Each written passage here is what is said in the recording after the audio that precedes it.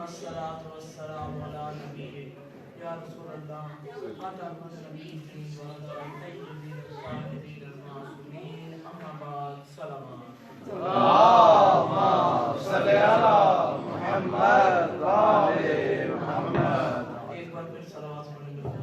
اللهم صل على محمد وآل محمد. پہلا جملہ فضائل کا آپ کی خدمت میں پیش کر رہا ہوں بسم اللہ. کہ جس کا نام سن کر مجرم کے دل میں معافی کی امید جاگے اسے حسین ابن علی کہتے ہیں. ملزم نہیں، مجرم. جو مجرم کے دل میں معافی کی امید جگائے اسے حسین ابن علی کہتے ہیں.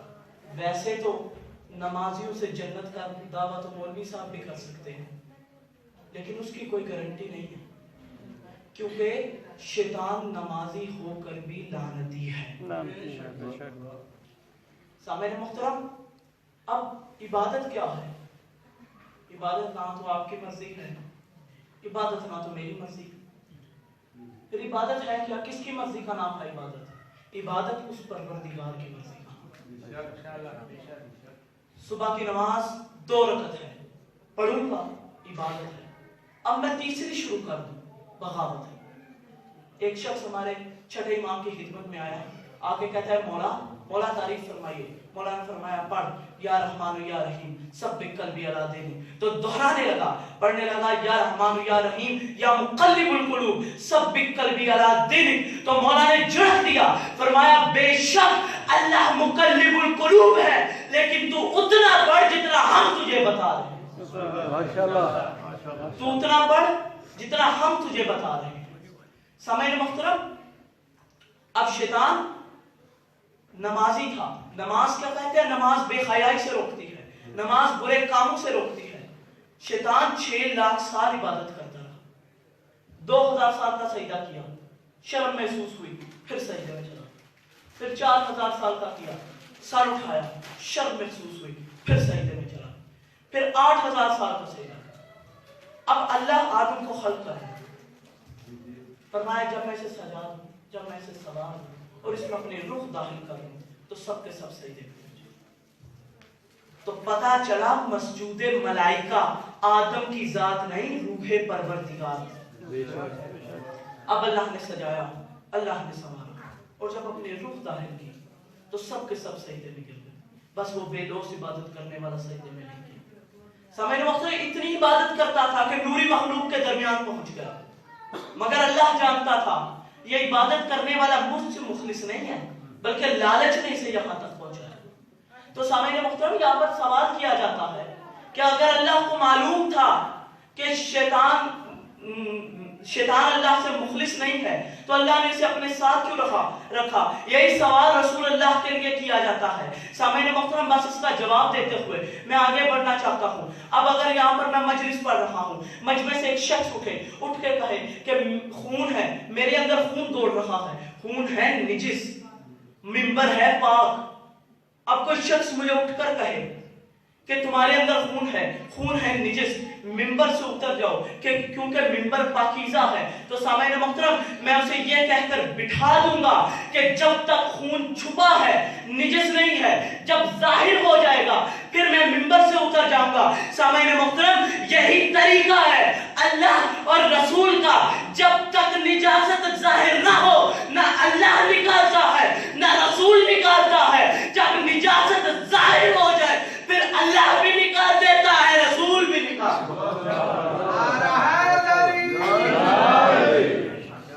اب اللہ نے آدم کو خلق کیا،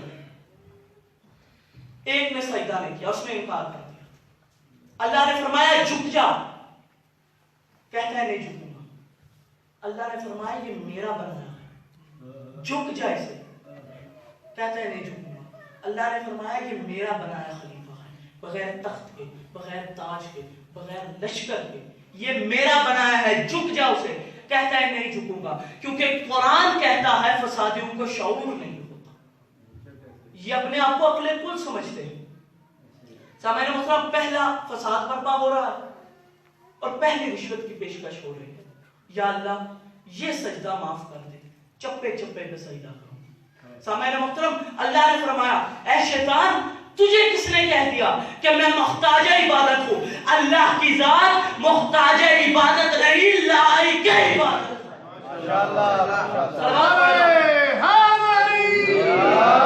صلوات پڑھے پر محمد والے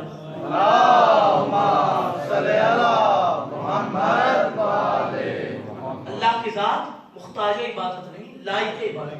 اب اللہ پوچھتا ہے کیوں نہیں جھکتا اسے؟ کہتا ہے اللہ تو نے مجھے آگ سے بنایا ہے، اسے مٹی سے بنایا ہے، میں اس سے افضل ہوں۔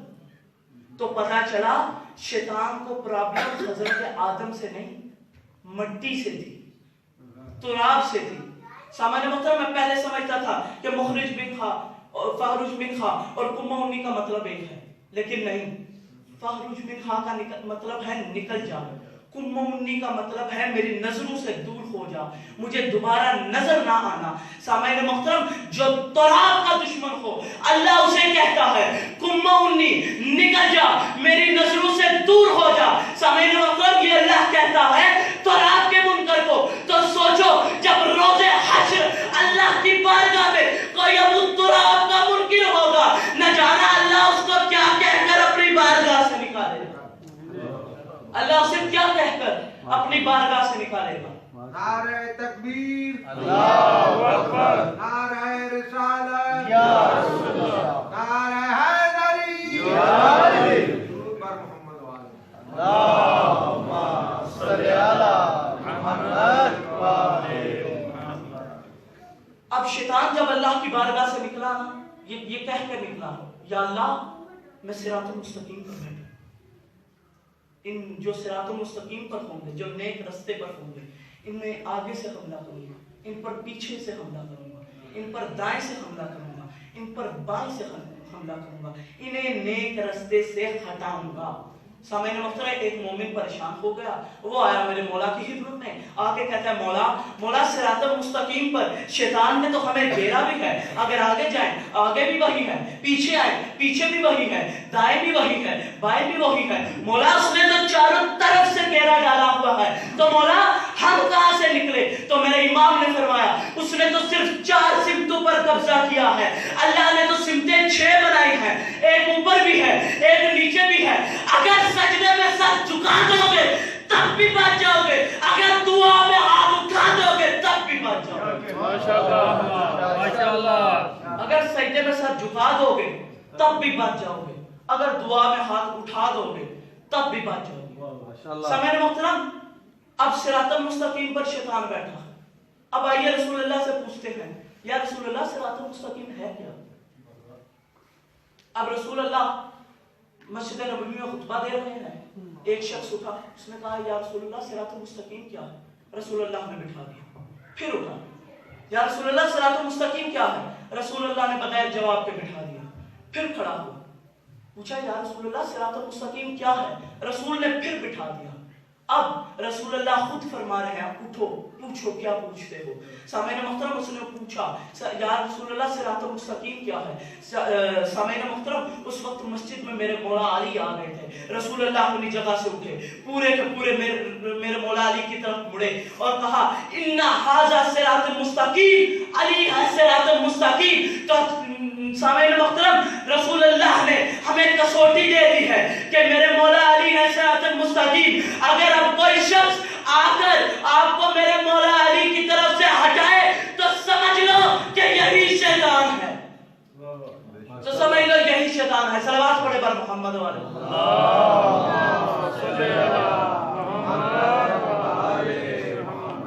اب بس تھوڑی دیر میں قبلہ تشریف لا رہے ہیں، تو میں بعد 2 جملے مصائب کے پڑھ کے جیسا مجھے حکم دیا گیا ہے میں ممبر سے رخصت ہو جاؤں گا، پھر صلوات پڑھ کے دیں گے۔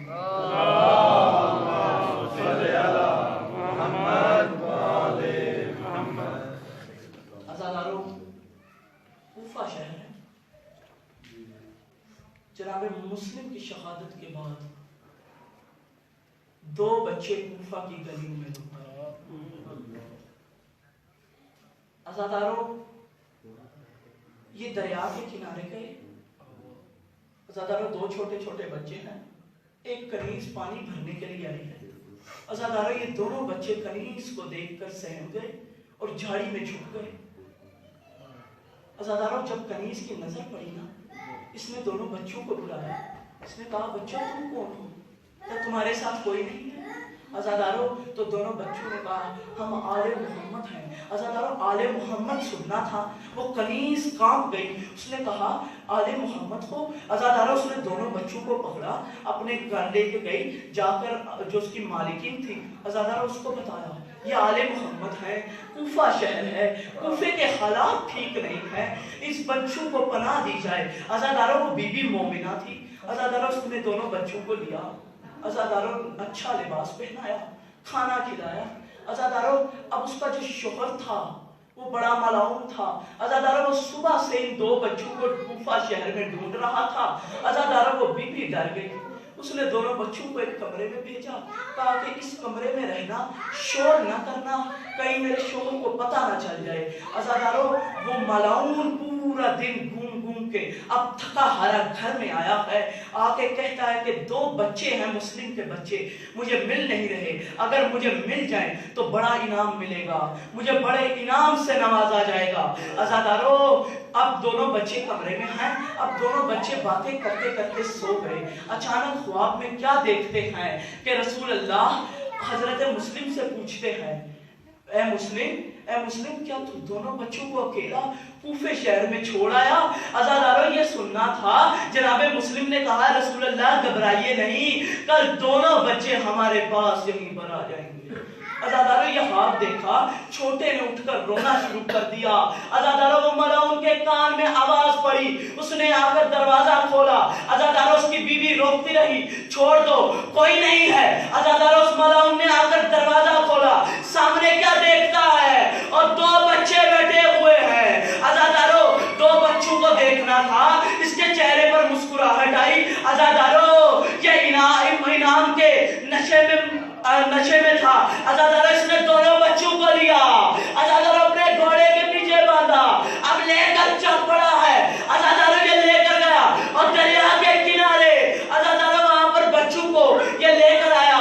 عزاداروں بچوں نے کہا ہماری 3 شرطیں ہیں، ان میں سے ایک مان لے۔ عزاداروں اس نے پوچھا کیا کیا شرطیں ہیں؟ عزاداروں ان نے فرمایا ہمیں یا تو غلاموں کی طرح بیچ دے، ہم یوسف سے کم دام میں بک جائیں گے۔ عزاداروں اس نے پوچھا دوسری شرط کیا ہے؟ عزاداروں بچوں نے کہا ہماری دوسری شرط یہ ہے ہمارے گھر والوں کو واپس کر دو اور تمہیں وہ بڑے انعام سے نوازیں گے۔ عزاداروں اس نے کہا نہیں۔ عزاداروں اب تیسری شرط جو پیش کی ہے نا، ان نے کہا او ملعون ہمیں صرف 2 رکعت نماز ادا کرنے دے۔ عزاداروں اب 2 رکعت نماز ادا ہوئی۔ عزاداروں اب اس ظالم نے تلوار اٹھائی۔ عزاداروں پہلے بڑے کو قتل کرنا چاہتا ہے، بڑا کہتا ہے کہ پہلے مجھے قتل کر، چھوٹے کی آواز آتی ہے نہیں پہلے مجھے قتل کر۔ عزاداروں اس نے دونوں بچوں کی گردنیں اتاری۔ عزاداروں وہاں ایک کالے برقعے والی بی بی اور رو کے کہہ رہی تھی اور نہ مار اور میرے یتیموں کا نہ مار۔ عزاداروں جب اس ملعون نے دونوں سر لیے، عزاداروں لے کر آیا ہے، ابن زیاد کے سامنے رکھتا ہے۔ عزاداروں اب سید العلماء لکھتے ہیں کہ یہ ایسے سر تھے، ابن زیاد جیسا ملعون بھی اور ان سروں کو دیکھ کر 3 دفعہ اپنی جگہ سے اٹھا، پھر بیٹھا، پھر اٹھا، پھر بیٹھا۔ عزاداروں اس نے پوچھا اور ان کے چہرے پر نشان کیسے ہے؟ عزاداروں ملعون کہتا ہے اور کوفے شہر کی گلیوں میں سوتے رہے ہیں۔ عزاداروں اس کا یہ کہنا تھا اور کٹے ہوئے اور سروں کے لب ہلے، آواز آئی اور ملعون اور جھوٹ نہ بول، یہ تو نے ہمارے منہ پر تماچے مارے ہیں۔ سیعلم الذین ظلموا ایام القلب انقلبوا ان للہ و انا الیہ راجعون۔